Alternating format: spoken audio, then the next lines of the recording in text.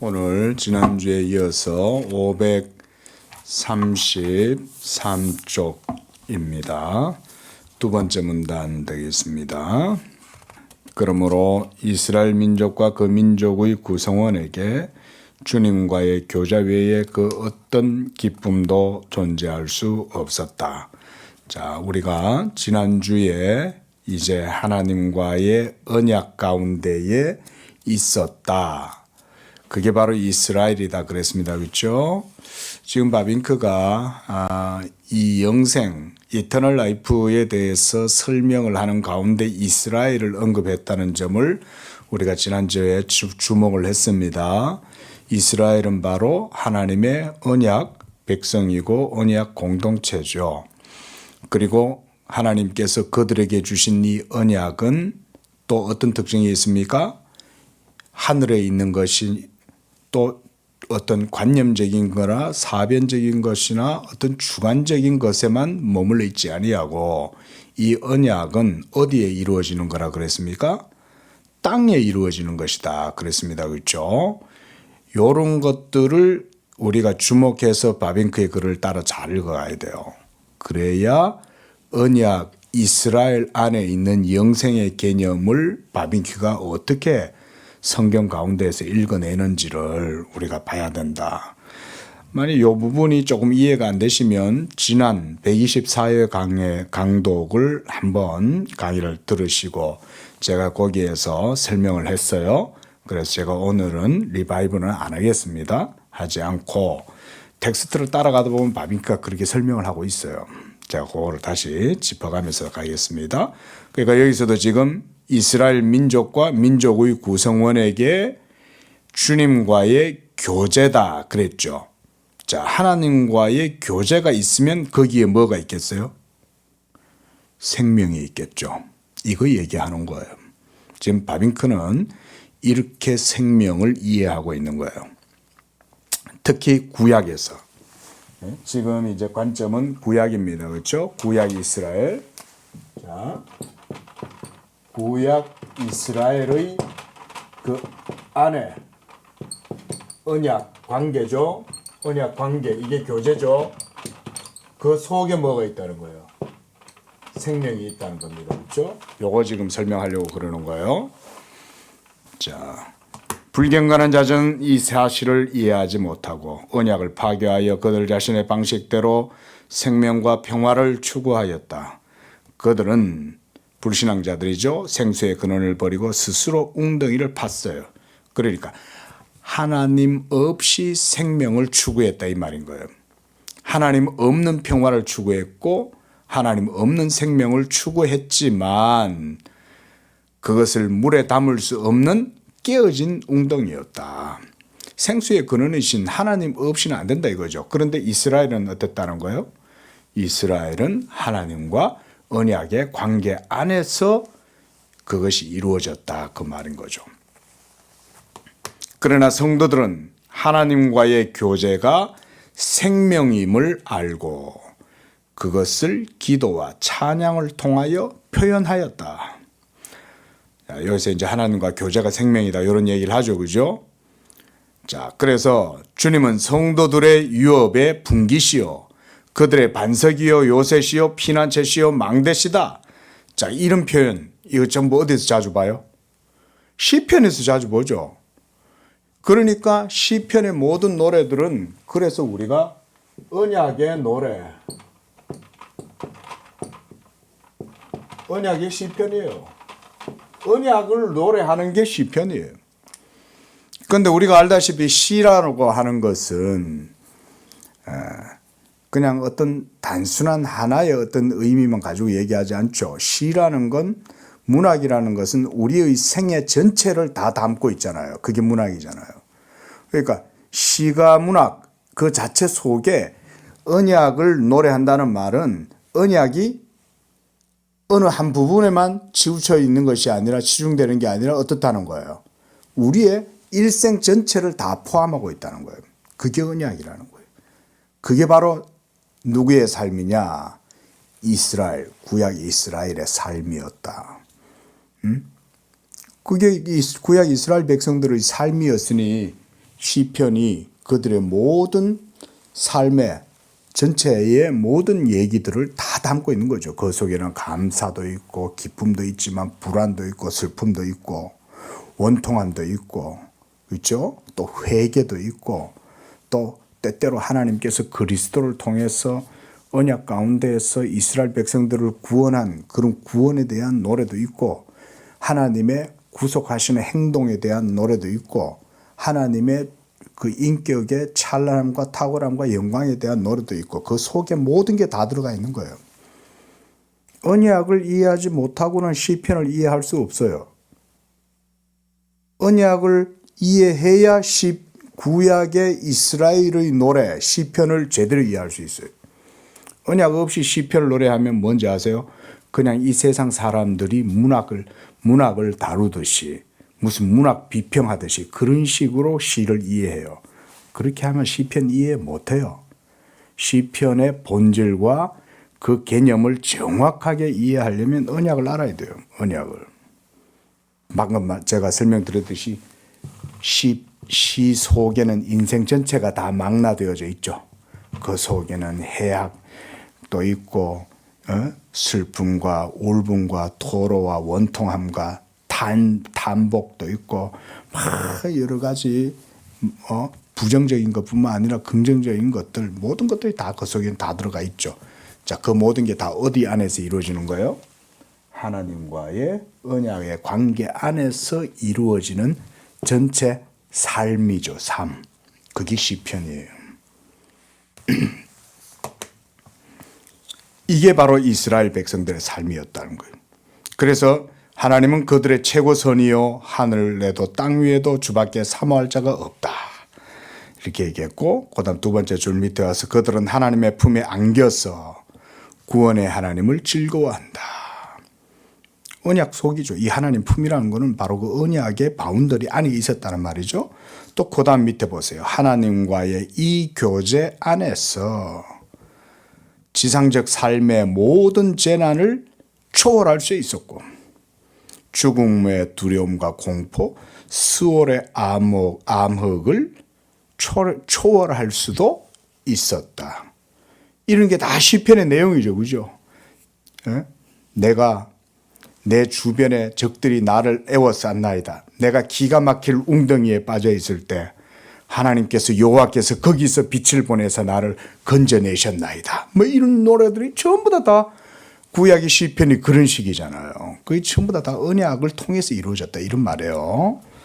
자, 그래서 세 번째 줄 내려오면 주에 대한 성도들의 경외심은 생명의 셈이다. 이는 생명이라는 개념.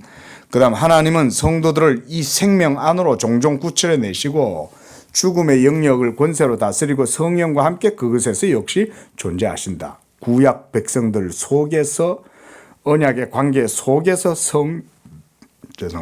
성령으로 역사하셨다.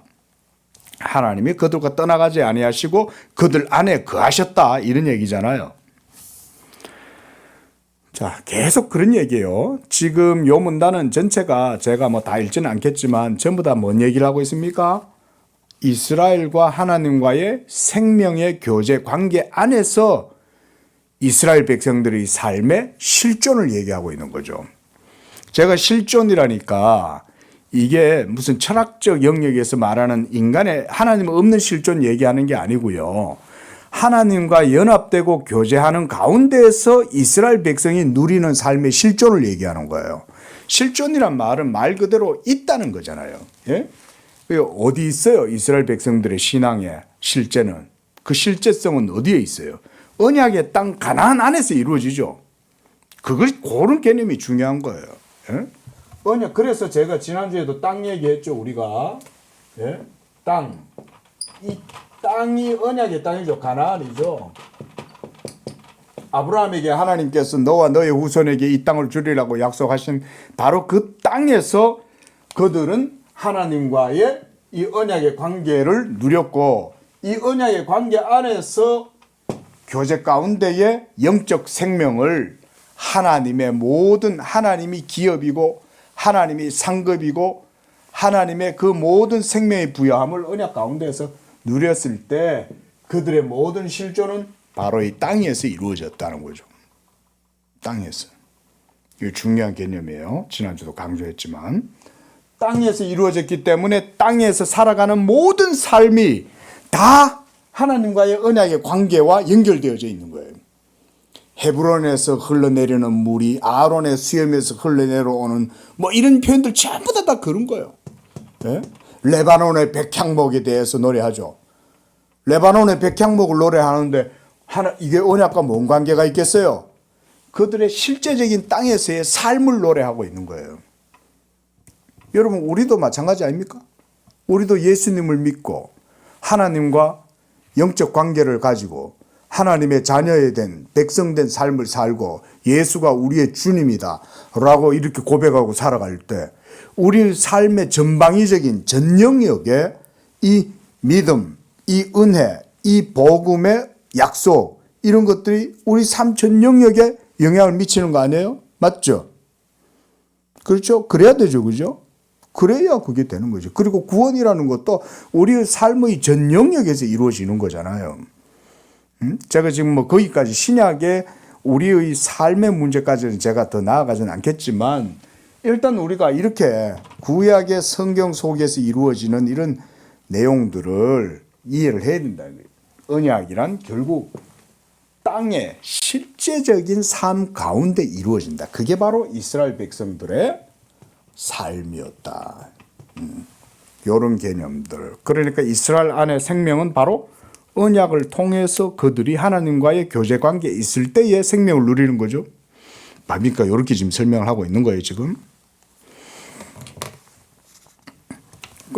그거를 533쪽 밑에 문단 이런 내용들을 쭉 읽어보세요. 계속. 자, 그래서 봅시다. 바빙크가 어떻게 성경을 보는지를 우리가 좀 볼 수 있으니까.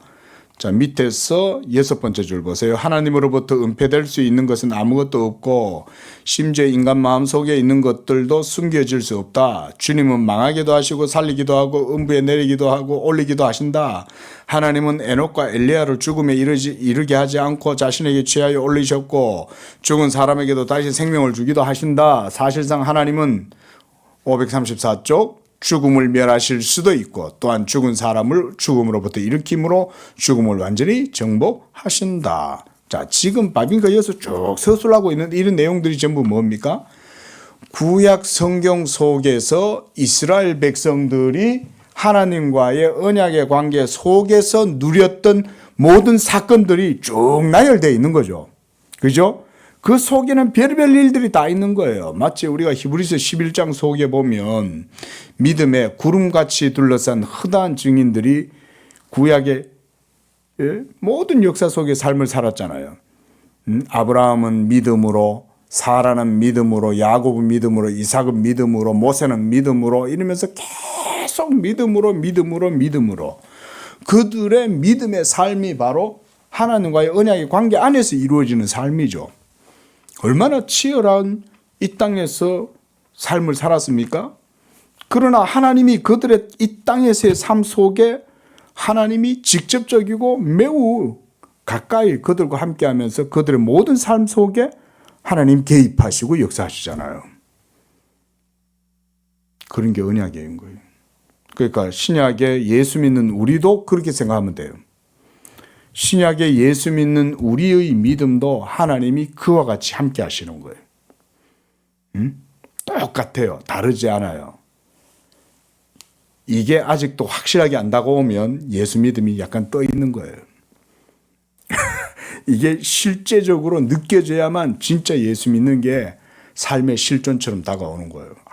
이게 진짜 하나님이 나와 동행하고 언약이 내 살에 있고 내가 이 땅 가운데에서 영적 생명을 누리는 가운데 삶을 사는 거구나. 이런 거를 경험할 수 있는 거예요. 자, 그래서 제가 건너뛰려다가 요 좀 읽어봅시다. 자, 두 번째 문단입니다. 비록 구약의 신자들이 주님과의 교제가 죽음, 무덤 또한 죽음의 상태에 머문다고 해서 파괴될 수 없는 것이며 심지어 일시적으로나마 깨어질 수 없음을 어느 정도 인식하고 있었다 하더라도 구약 성도들이에요. 그들 대부분 다른 사상의 분위기 속에서 살았다. 그들은 우리가 느끼는 것과 아주 다른 방식으로 이 문제를 인식했다. 요런 걸 이제 바빙크가 언급을 하고 있는 거예요. 이게 무슨 얘기냐. 언약을 모르면 이걸 이해를 못해요. 읽어도 뭔 말인지 몰라요. 자, 다시 보세요. 자, 지금까지 바빙크는 지금까지는 어디까지였습니까? 532쪽 세 번째 문단까지는 한마디로 이제 구약 이스라엘 밖에 있는 이방인들에 대한 그런 얘기를 했던 거예요. 근데 이제부터는 532쪽 제일 밑에 문단에서부터는 이스라엘 안에 있는 특이한 이 생명에 대한 개념을 지금 설명하고 있는 거예요. 여기서부터는. 그리고 쭉 넘어와서 이제 지금 534쪽이죠. 자, 그런데 그들 대부분은 다른 사상의 분위기 속에서 살았다는 얘기는 뭔 말이냐면 언약을 인식하고 살았다는 말인 거예요. 맞죠? 이스라엘 백성들이 애굽에서 400년 동안 종살이 할 때 그들은 아브라함과 하나님 사이에 맺었던 언약에 대해서 완전히 잊어버리지는 않았죠. 그렇죠? 또 바벨론의 포로로 끌려가서 70년 동안 바벨론 강가에서 눈물을 흘리면서 그렇게 있을 때 그들은 하나님과의 언약을 기억했죠. 그렇죠? 그들에게는 할례가 있고 그들에게는 율법이 있고 그러면서 그들은 늘 하나님과의 이 언약의 관계를 늘 인식하고 생각하는 거예요. 자, 그런 가운데에 그들은 우리가 느끼는 것과 다른 방식으로 이 문제를 인식하였던 것이다. 우리가 미래에 관해 생각할 때 우리는 죽으면 오직 우리 영혼만이 천국에 들어간다는 가정하에 생각한다. 자, 잘 보세요. 그러나 이스라엘은 어땠어요? 이스라엘은 우리의 개념, 그러니까 앞에서 말한 우리가 죽으면 천당 간다. 이런 개념보다 훨씬 더 풍부하다는 말은 뭐냐면 이 얘기예요. 풍부하다는 말은 뭐냐면 아까 그 시편자가 얘기하면서 우리의 신앙의 영역은 전체 삶의 영역이 다 포괄된다 그랬죠? 그렇죠? 그 얘기인 거예요.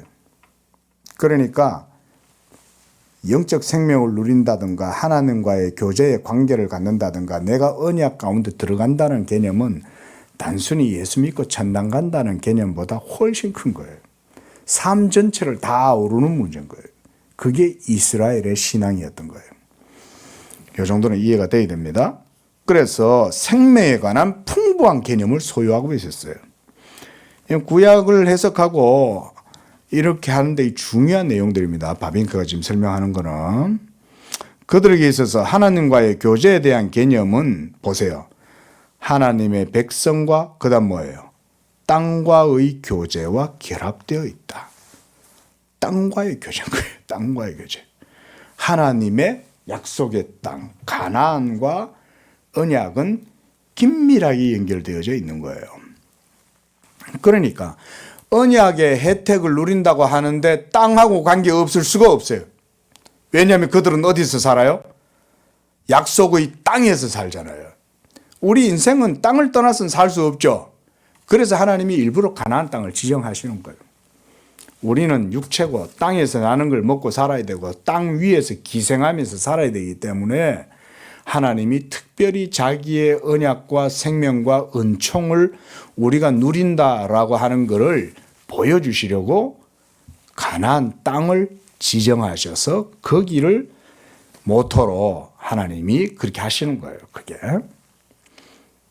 그래서 봅시다. 참되고 풍성한 삶이죠. 이 삶이 어디서 이루어져요? 땅에서 이루어지죠. 삶은 모든 분리에 대한 승리이며 인간이 원래 소유하도록 창조된 풍성한 교제에 대한 회복이며 확증이다. 자, 이게 다 땅에서 이루어진다 이 말입니다. 지금 이 방금 읽은 문장도. 언약은 하나님에 의해 오직 한 사람과 체결된 것이 아니고 하나님의 백성과 또한 하나님이 그의 백성에게 유업으로 주신 그 땅과 체결된 것이다. 그러므로 죽음은 완전히 극복되어야 하며 동시에 오직 미래에 주님이 친히 이스라엘 가운데 거하시고 그들의 불의를 정화시키고 그들에게 모든 적에 대한 완전한 승리를 허락하고 그들로 하여금 번영과 평화의 땅에서 안전하게 살게 해줄 때 비로소 생명은 빛 가운데 인도받는 것이 된다.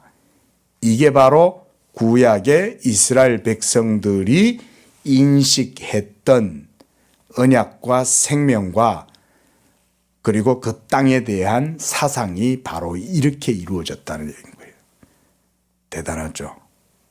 이게 바빙크가 언약적으로 성경을 이렇게 보는 거예요. 이게 바빙크가 뛰어난 거예요. 응? 자, 여러분 우리가 하나님과 누리는 영적인 모든 것들은 추상적인 거고 관념적인 것에만 머물러 있습니까? 아니죠. 여러분들 11조 왜 해요? 11조 하는 이유는 하나님이 내 삶의 모든 주권과 하나님이 내 삶의 모든 것을 주신다라고 고백하는 거죠. 그게 11조죠. 그렇죠? 성도들이 왜 하나님께 예배당에 나올 때 헌금합니까? 예배당에 헌금할 때는 교회에 바치는 게 아니죠. 하나님이 내 삶에 실제적인 복과 은총을 베풀어 주고 하나님께서 이 모든 은혜를 주셨다. 이거 고백하는 거죠. 그리고 이 교회도 그리스도의 몸이죠. 이 몸을 위하여 우리가 주님께 바치는 거죠. 우리가 그걸 드릴 때 무슨 세속이나 무슨 사이비 종교에서 있는 것처럼 그런 식으로 생각하는 게 아니잖아요. 여기는 주님의 몸인 거예요. 이 주님의 몸이고 주님이 여기 계신다라고 생각하기 때문에 헌금하는 거예요. 그러면 우리가 그 주님과의 영적 관계, 언약의 관계, 교제의 관계를 교회를 통해서 신약에서는 이루어지죠. 그죠? 우리가 교회에서 교회에서 그런 부분들을 많이 강조를 했어요. 그렇죠? 교회와의 연합이 그래서 중요한 거예요. 거기에서 언약적 원리가 신약 속에도 여전히 동일하게 있는 거예요. 구약의 이스라엘 백성들은 지금 여기 바빙가 설명하는 것처럼 이런 형태로 언약을 인식하고 하나님의 생명의 개념, 부요함의 개념을 이런 식으로 누리고 살았지만 신약의 예수 믿는 성도들은 이제 그리스도의 몸된 공동체, 이 교회를 통해서 이와 같은 하늘의 언약을 땅에서 누리는 거예요. 그래서 예수님도 뜻이 하늘에서 이루어진 것처럼 땅에서 이루어지리다 라고 하시는 그 기도의 내용도 그런 맥락 속에서 이해를 해야 돼요. 그래서 여러분들이 지상에 있는 이 교회를 귀하게 여겨야 돼요. 이것은 여러분들의 언약의 터이고 그리스도를 만날 수 있는 야곱의 사닥다리가 이제는 공식적으로 교회 가운데 주어져 있어요. 이 그리스도의 몸이 바로 언약 공동체예요. 그 안에서 우리도 이 노래를 하는 거예요. 우리도 시편을 이 교회 생활과 한 몸이 되어가지고 같이 하는 거예요. 그렇게. 자, 그래서 여기 구약 이스라엘 백성들은 이렇게 번영과 평화의 땅에서 안전하게 하나님이 살게 해주실 때에 비로소 생명은 빛 가운데로 인도함을 받게 된다. 자, 그러니까 땅과 생명의 관계와 이스라엘 백성과의 관계는 완전히 유기적으로 다 연합되어져 있는 거죠. 그렇죠? 그래서 하나님께서 다 나누어 주잖아요. 땅도 어느 지파는 어디로 이러면서 다 나누어 주면서 내게 줄로 주어진 구역은 아름다운 곳에 있으며 실로 아름답도다 이러면서 그 언약의 경계와 내게 줄로 주어진 그 언약의 구역을 아름답다고 노래하잖아요. 시편 기자가. 그런 것들이 언약에 대한 전망이 없으면 이스라엘의 이런 독특한 생명이라든가 하나님과의 교제의 개념을 갖고 있지 못하면 그게 이해가 안 돼요. 이게 이런 이해를 가지고 구약을 봐야 된다. 그래서 자, 그 다음 줄 밑에도 봅시다. 이스라엘인들의 믿음의 시선이 자신의 개인적인 삶의 목적을 지향하는 경우는 거의 드문일다. 그러겠죠. 그러니까 이스라엘에게 있어서는 개인 구원 이런 게 별로 없는 거예요. 이스라엘 전체가 다 한 몸이고 한 공동체죠. 개인의 관점은 대체로 훨씬 더 많은 것을 포함하며 그 나라와 그 백성의 미래에 대한 것들도 포함한다. 이런 거예요. 그래서 보세요. 개인은 언제나 자신을 전체의 한 부분으로 공동체 가운데 한 부분으로 인식하는 거예요. 또한 하나님은 가정, 인종, 부족과 언약을 체결하시는 분이므로 결코 포기하거나 파괴될 수 없는 그 나라의 한 일원으로서 자신도 인식한다는 거예요. 이런 게 구약 이스라엘 백성들의 인식이고 사고였다는 거죠. 자, 조금 내려와서 한 셋째 줄 내려와서 그러나 현 시대는 하나님이 그의 백성을 잊고 계시며 그들의 권리를 무시하는 상황이지만 결국 연단 후에 하나님은 도로 찾아오셔서 결코 파기되지 않는 새 언약을 세우실 것이다. 이스라엘 성도들의 바람은 온 영혼의 갈망으로 그 미래에까지 뻗쳐 있으며 그들은 소망의 민족이며 또한 메시아의 약속은 모든 기대들의 핵심이 된다. 이스라엘 속에 항상 이 소망이 있었잖아요. 장차 오실 자 그리스도 메시아에 대한 이 바람 소망이 있었다고요. 이런 것들이 전체 속에 다 들어가 있는 거예요. 미래에 대한 기대까지. 이 모든 기대들은 하나님이 그 백성과 세우신 언약의 그 근거와 기초를 두고 있다. 이런 거에서 이제 바빙크가 단적으로 이제 보여주는 거죠, 그렇죠? 언약에서 하나님과의 언약의 관계에서 이 모든 전체 이스라엘의 통괄적인 전체의 삶이 그 속에 다 들어가 있다는 거예요. 신앙 고백도 들어가 있고 그 속에 영적 평안도 복도 나라가 누리는 영광도 뭐 심지어 나라가 멸망하는 것 바벨론에 끌려가는 것까지도 다 포함돼요. 그게 그러면서 뭐가 부각됩니까? 언약이 부각되죠. 그렇죠? 이스라엘이 부여할 때만 언약이 부각됩니까?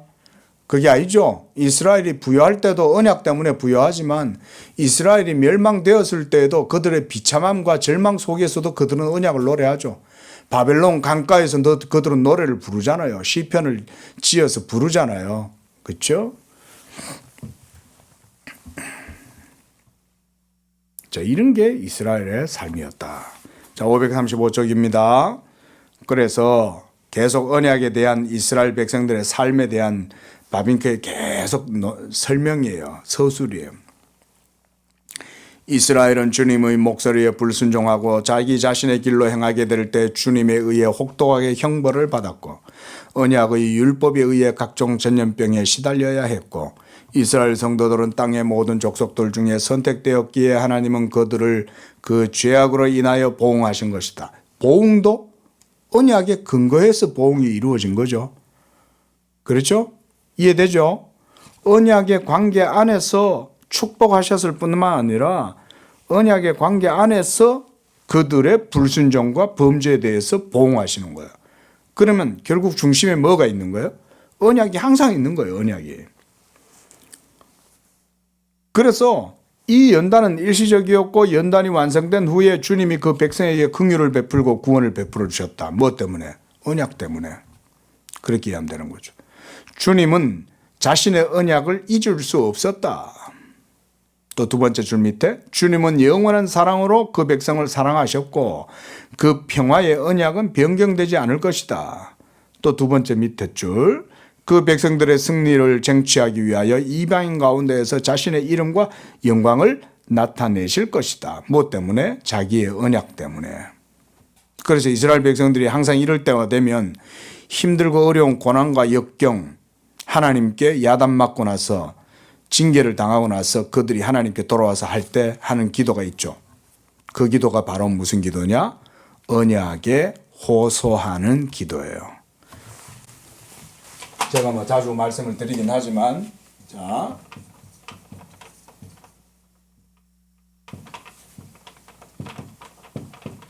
언약에 호소하는 기도는 주로 어떤 식으로 기도가 되냐면 주의 이름을 위하여 주의 의로우심을 인하여 또 뭐가 있어요? 주의 영광을 위하여 주께서 우리 조상 야곱에게 맹세하신 그 맹세를 따라 주의 언약을 위하여.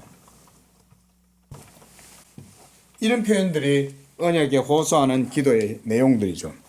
이렇게 기도하죠. 하나님, 우리 좀 도와주세요. 살려주세요. 우리에게 축복해 주세요. 예? 우리를 지켜주세요. 이렇게 기도하지 않아요. 이스라엘 백성들은. 왜 이렇게 기도하지 않았냐? 그들은 이 관계 속에 있었기 때문에, 이걸 인식했기 때문에 무엇이든 하나님의 행동을, 하나님의 도우심과 구원을 요구할 때는 하나님의 이름을 위해서 하십시오. 이렇게 말하는 거예요. 예? 주의 의로우심을 인하여 하시옵소서. 주의 영광을 위하여 하시옵소서. 주의 언약을 기억하옵소서. 이렇게 기도하는 거죠. 이런 게 언약에 호소하는 기도인 거예요. 그 다음 세 번째 문단. 따라서 주의 날, 크고 두려운 날이 임하게 되면 주님은 그 백성에게 자비를 베풀고 그 적들에 대한 보복을 감행하신다. 주님이 그때 세우실 나라는 백성들의 도덕적인 힘을 통한 점진적인 발전에 의해 이루어지기보다 오히려 위로부터, 하늘로부터 임하며 또한 주의 기름 부음 받은 자에 의해서 지상에 도래한다. 지금 요거는 여러분들이 각별히 주의해서 봐야 됩니다. 자, 다시. 자, 주님이 그때 세우실 나라는 백성들의 도덕적인 힘이나 또는 그런 어떤 역사적인 의지에 의해서 점진적인 발전을 통해서 이루어지는 게 아니라 위로부터, 하늘로부터 임하는 것이요. 또한 주의 기름 부음 받은 자에 의해서. 주의 기름 부음 받은 자가 누굽니까? 예수님이죠, 그죠? 그리스도잖아요. 기름 부음 받았다는 말은 메시아를 얘기하는 거 아닙니까? 그러니까 이 메시아에 의해서 어디에 도래해요? 지상에, 땅에 도래한다, 이루어진다 이런 거예요. 이거 중요한 겁니다. 그 기름 부음 받은 자에 대한 약속은 이스라엘과 모든 인류의 역사를 통하여 최초의 시대에까지 거슬러 올라가요. 이게 바빙크의 성경 전체를 꿰뚫는 큰 하나의 그림이에요. 그러니까 이스라엘 속에 있었던 이 기름 부음,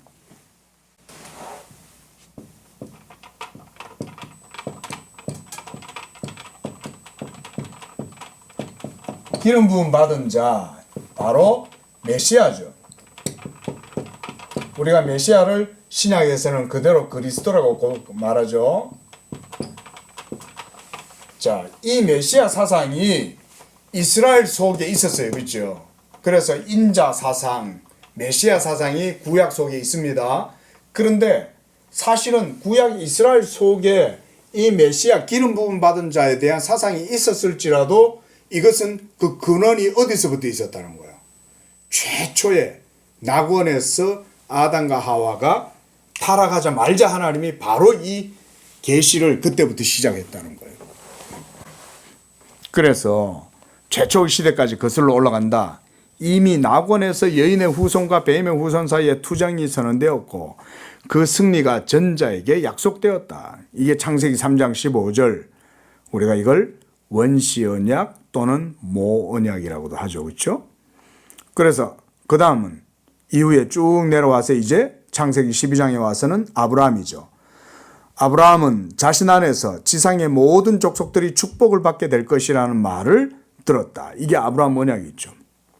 그리고 이 아브라함의 언약이 이제 또 쭉 계열이 형성되어져 가다가 어디에서 결이 딱 결정체가 맺힙니까? 유다에게서 맺히는 거예요. 그래서 야곱이 유다를 향해서 예언하면서 유다에게서 이스라엘을 다스리는 실로가 거기에서 오신다. 이스라엘 다스릴 자가 유다 지파에게서 나온다고 또 예언이 되죠. 쭉쭉 계속 언약의 계보가 형성이 되는 가운데 결이 형성되고 그 속에서 예수 그리스도, 이 그리스도 기름 부음 받은 자에 대한 계시가 계속 나타나죠. 그래서 유다는 그 형제들 위해 뛰어나 칭송을 받게 되는데, 왜냐하면 모든 나라들이 순종하게 될 실로 메시아가 그로부터 나오기 때문이다. 그 얘기. 또 이 약속은 다윗이 모든 이스라엘 위에 왕으로 임명되고 그 집이 영원히 존속된다는 말을 듣게 될 때 특별히 경고한 형식을 취한다. 어떻게 보면 지금 바빙크는 구약을 우리한테 가장 성경적으로 지금 해석해 주고 있는 거예요. 그렇죠? 구약 속에 있었던 모든 이야기들을 지금 그리스도 중심적으로 지금 설명해 주고 있는 거 아닙니까? 바빙크가? 그러면서 결국 거기도 보면 세 번째 줄, 예언서는 이에 근거하여 자세하게 이 약속을 선포한다. 하나님이 그 왕국을 세우도록 임명된 통치자는 베들레헴에서 다윗의 왕가로부터 태어날 것이고, 그 통치자는 줄기에서 싹이 나오는 것처럼 다윗의 가지에서 나올 것이다. 또 이사야서 7장에서는 가난한 환경에서 그가 성장할 것이고, 그는 온유하고 겸손하고 나귀의 새끼를 타실 것이고, 또 고난받는 종으로서 그의 모든 백성의 죄악을 담당할 것이고, 다윗의 겸손한 후손은 동시에 다윗의 주가 되실 것이요. 이게 시편 110편 1절이죠. 또 기름 부음 받은 자 메시아이신 이스라엘의 536조 참왕은 그 왕권을 선지자직 제사직과 함께 결합하실 것이다. 자, 두 번째 문단. 이 메시아가 건설하실 왕국은 의와 평강의 나라요 영적이고 물질적인 축복을 그 나라 안에 간직하게 될 것이다. 고담 보세요. 시편과 예언서는 메시아 왕국의 영광으로 가득 차 있다. 그렇죠? 아까 시편 얘기했죠. 시편 안에는 그래서 메시아 시편도 많이 있어요. 삶의 애환만 노래하는 게 아니에요. 삶의 감사와 기쁨만 노래하는 게 아니에요. 그 속에는 그리스도에 대한 예언시도 되게 많이 들어가 있어요. 그런 걸 전부 다 어디서 그들이 노래하고 어디서 그걸 느끼고 인식했을까요? 어디서? 땅에서 있는데, 땅에서. 약속의 땅 가나안 안에서 그 모든 것들을 그들은 다 인식하고, 그래서 그들의 사상이 땅과 떨어질 수 없다는 거예요. 바빙크가 지금 그 얘기하는 거예요. 굉장히 중요한 개념이죠. 그런데 바빙크가 뛰어난 거예요. 그 다음 문단. 그럼에도 불구하고 은혜의 선택에 따라 남은 자가 존재할 것이고, 이 남은 자는 주님께 거룩한 백성이 되고, 주님은 그들에게 영원히 신실하실 것이요, 주님은 그들과 새 언약을 세우시며 그들의 죄를 사유하시며 그들에게서 모든 부정을 제거하시며 그들에게 새 마음을 허락하시고 그들 마음에 주의 율법을 기록하고 그들 위에 성령을 부어주셔서 자신이 그들 가운데 거하실 것이다. 자, 그 다음 밑에 모든 종류의 모든 혜택들뿐 아니라 모든 종류의 물질적인 축복도 그 왕국과 함께 주어질 것이다. 이게 이제 땅에서 이루어지는 거니까 그래요. 여러분, 우리가 이 땅에서 영적으로 산다고 할 때 영적으로의 삶은 육적 삶을 간과하거나 도외시하지 않죠. 그렇죠? 사랑하는 자여, 네 영혼이 잘됨 같이 네가 범사에 잘되기를 바란다. 육적 삶만 잘 사는 게 우선적이거나 거기에 우선 가치가 있는 것은 아니지만, 영적인 것을 바르게 추구하고 살면 그 은혜 안에서 또한 육적인 것에 대한 복도 누리는 거예요. 온유한 자는 땅을 기업으로 차지할 것이다. 믿음을 가진 자는 땅을 차지하고 빼앗는다. 이렇게 얘기하죠. 이런 것들이 모두가 다 언약적인 개념이에요. 저는 이게 신약의 예수 믿는 우리 성도들의 삶의 지평도 동일하다고 생각해요. 그래서 제가 언약신앙을 강조할 때는 그래서 예수 믿는 믿음은 언약신앙이다. 예수 그리스도와의 우리와의 영적 관계가 온전해지면 그 그리스도의 언약의 실체이신 그리스도께로부터 우리는 모든 구약 성도들이 그토록 받고자 원했고 소망하고 기뻐하고 바라보았던 그것을 우리는 지금 누린다 이 말인 거예요. 얼마나 복된 거예요. 구약 성도들은 장차 올 좋은 것에 대해서 그동안 바라보고 소망했지만 너희 눈은 이제 그것을 봄으로 복되도다. 예수님이 그렇게 얘기했죠. 그리고 세례 요한조차도 그토록 그것을 보고 싶어 했지만 그들은 누리지 못했지만 하나님 나라에서 가장 작은 자도 세례 요한보다 어때요? 크다 그랬죠. 그게 바로 복음의 은총을 이 땅 가운데서 누리는 신약 성도들의 영적인 실질적인 삶이에요. 교회가 바로 하나님의 언약의 공동체예요. 자, 그래서 거기 좀 더 보겠습니다. 고문단.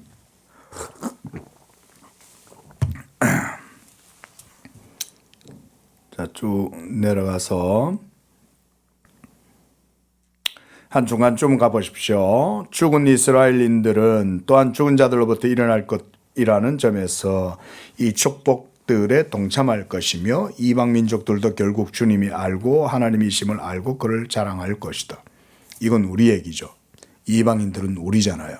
근데 이미 우리는 지금 하나님을 알고 또 알기 위해서 지금 이렇게 이곳에 모여가지고 이렇게 책을 보고 공부를 하고 있잖아요.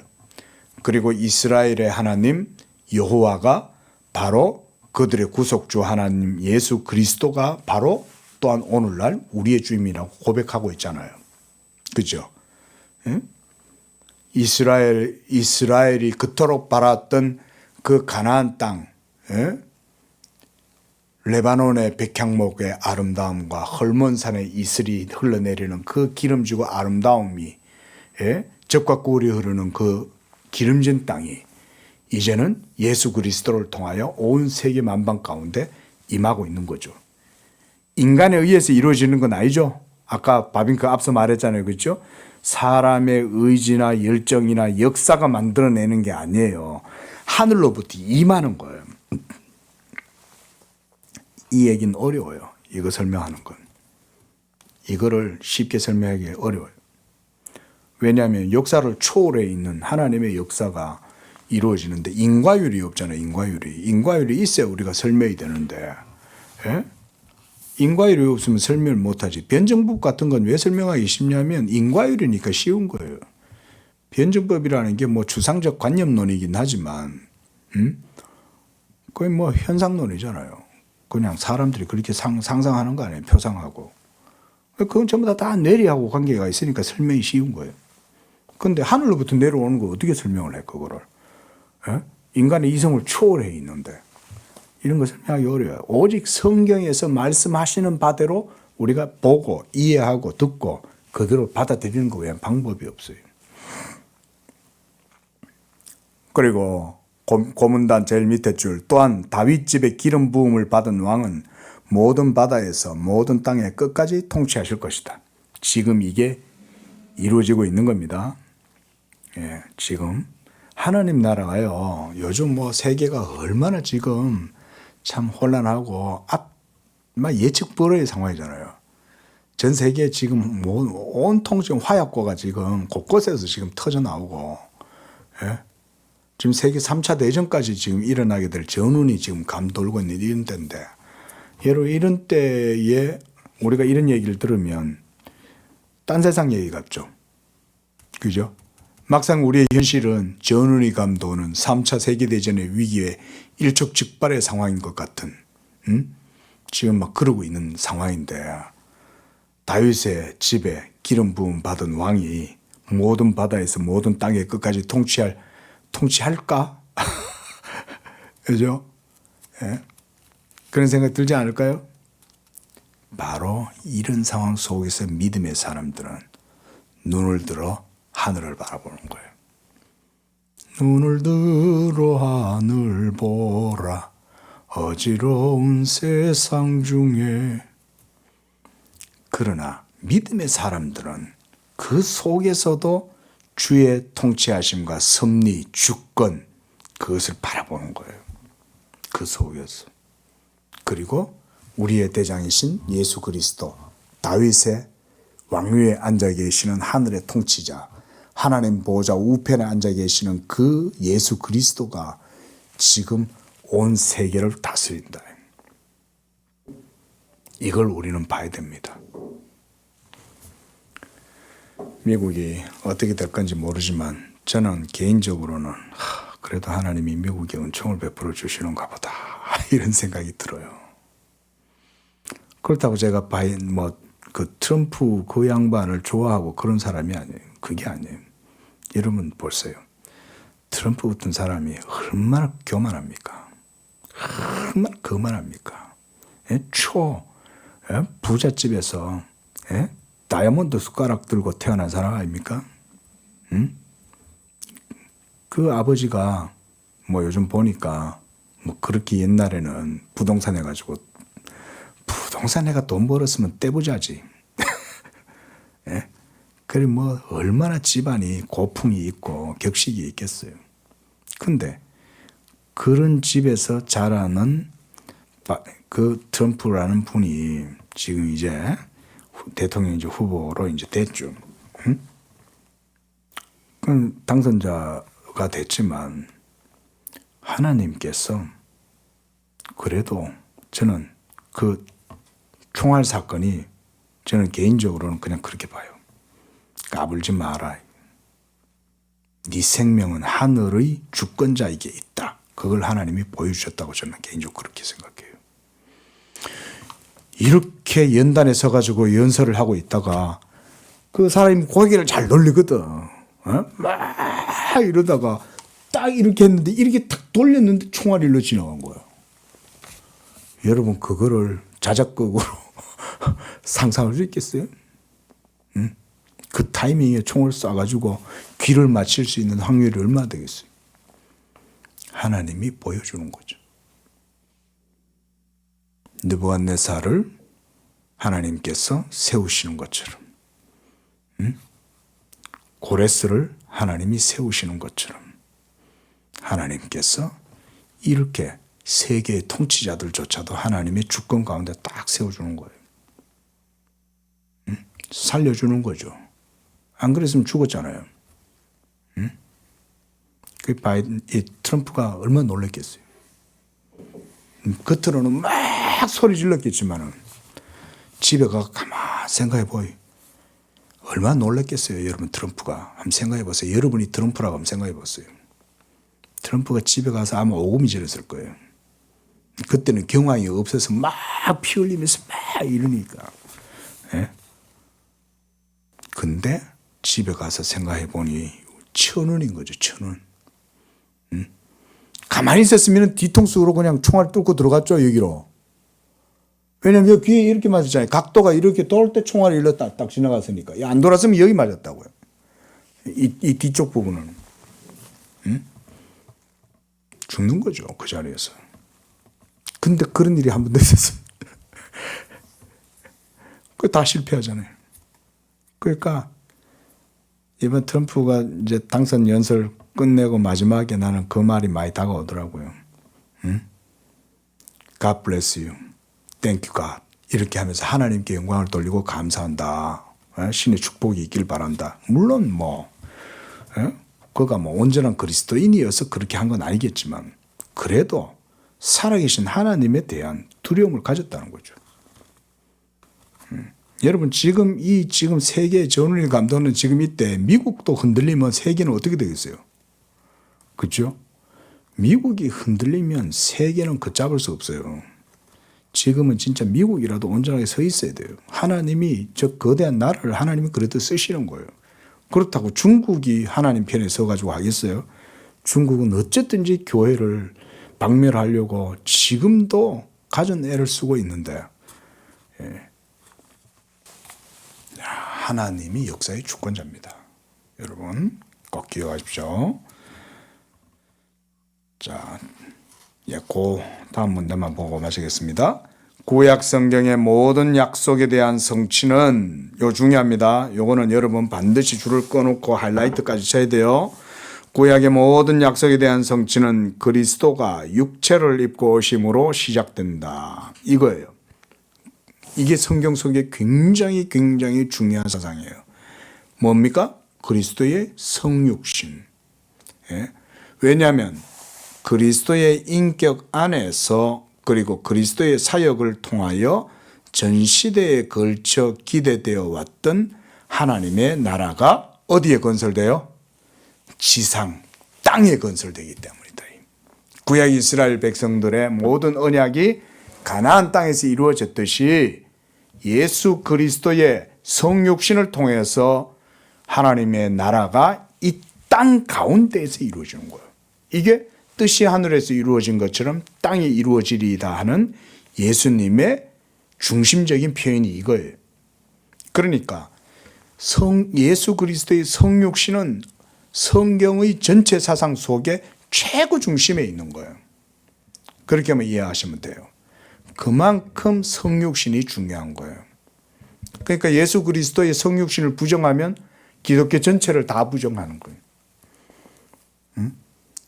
예수의 성육신, 육체로 오심을 부인하는 이마다 거짓령이다 그러죠. 성경도. 그래서 그리스도의 성육신은 하나님 나라의 전체에 있어서 굉장히 중요한 거예요. 중심적 사건이에요. 그리스도는 자신의 피로 인하여 주님이 그의 백성과 과거에 세웠던 새롭고 더 좋은 언약, 이게 새 언약에 대한 예레미야서에 나오는 새 언약이죠. 이것을 확정하셨고 오순절날에 은혜와 기도의 성령을 파송하여 교회를 모든 진리 가운데로 인도하여 마지막까지 완전케 하신다. 자, 오늘은 저도 목이 좀 아파서 오늘은 여기까지만 하고요. 오늘 중요한 건 많이 했습니다. 여러분, 지난 구약 성경 속의 해석학적인 아주 중요한 내용들이에요. 그래서 지난주에 했던 것과 오늘 것까지 해가지고 여러분들이 책을 읽어가면서 다시 한번 잘 들어보시길 바라요. 제가 설명할 건 대부분 다 했어요.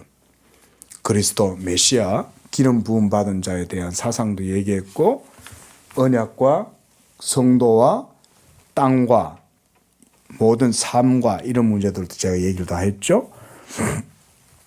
지금 이것을 영생의 개념 속에서 지금 설명하고 있다는 거, 이런 거를 우리가 이해를 해서 여러분들도 하셨으면 좋겠습니다. 바비가 뭐 뒤에도 더 풍성하게 지금 설명하고 있으니까요. 예, 기도하겠습니다. 자비로우신 주 하나님 아버지, 지금도 살아서 역사하시고 하나님 나라의 모든 일들을 지금도 행하시고 이루어 가시는 줄로 믿습니다. 그러나 이 일은 어린아이들에게는 나타내시고 교만하고 거만한 자들, 자랑하는 자들, 의롭다고 하는 자들의 눈에는 감추시는 하나님, 우리가 늘 이 그리스도의 복음 앞에서 겸손하게 하시고 하나님의 진리의 말씀 앞에서 어린아이와 같은 마음으로 주의 도를 청종하고 주 예수 그리스도를 믿는 믿음 가운데 온전하게 나아가도록 인도하여 주시옵소서. 무엇보다 하나님께서 하늘의 뜻을 땅에 이루시기까지 예수 그리스도를 통하여 이 모든 일들을 이루어 가심을 믿고 신약의 우리 모든 예수 믿는 성도들이 그리스도와의 이 언약을 더욱더 귀히 여기고 이 복음의 은혜를 그 안에서 풍성하게 누릴 수 있도록 축복하여 주시옵소서. 예수님의 이름으로 기도합니다. 아멘.